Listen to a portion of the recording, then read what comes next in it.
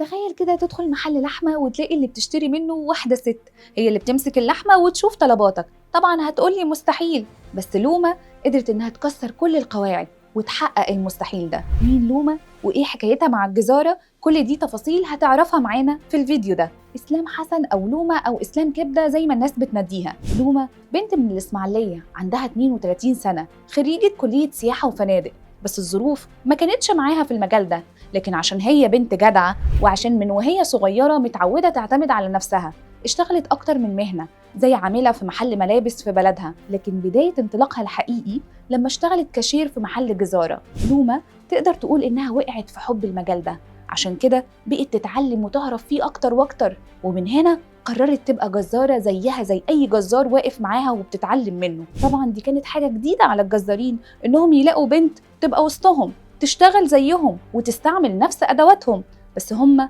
قرروا يساعدوها ويعلموها كل حاجة في الشغلانة. في الأول أهلها اتفاجئوا من المهنة اللي اختارتها وما كانوش متقبلينها عشان صورة الجزار في دماغهم وخوفهم عليها، بس لما شافوا إصرارها وحبها للحاجة دي وقفوا جنبها وشجعوها. بس كان أكبر تحدي بيواجه لومة هو نظرات الناس ليها، خصوصاً لما الزبون يدخل المحل ويستغرب، وطبعاً بتلاقي رد فعل غريب زي اللي بيتجاهلها وفي اللي يبص لها باستغراب.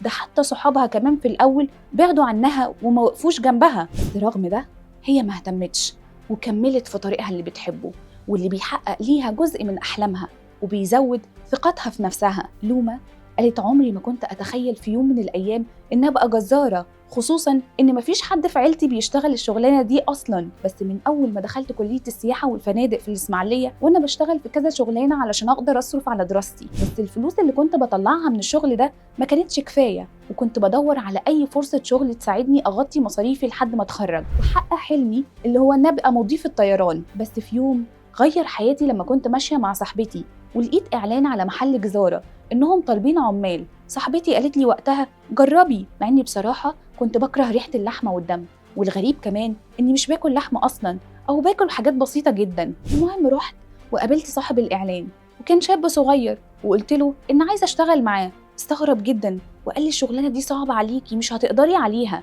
لكن الكلمة دي كانت بالنسبة لها تحدي وبسببها دخلت المجال. ونفس الشاب ده كان ليه فضل كبير عليها لما علمها أسرار الشغلانة وأصول المهنة، وبيحترم إنها طالبة في الكلية وكان دايماً بيسيب لها أجازة وقت الامتحانات. ودلوقتي قول لنا إيه أغرب شغلانة شفت ست بتشتغلها؟ شاركنا بتعليقك.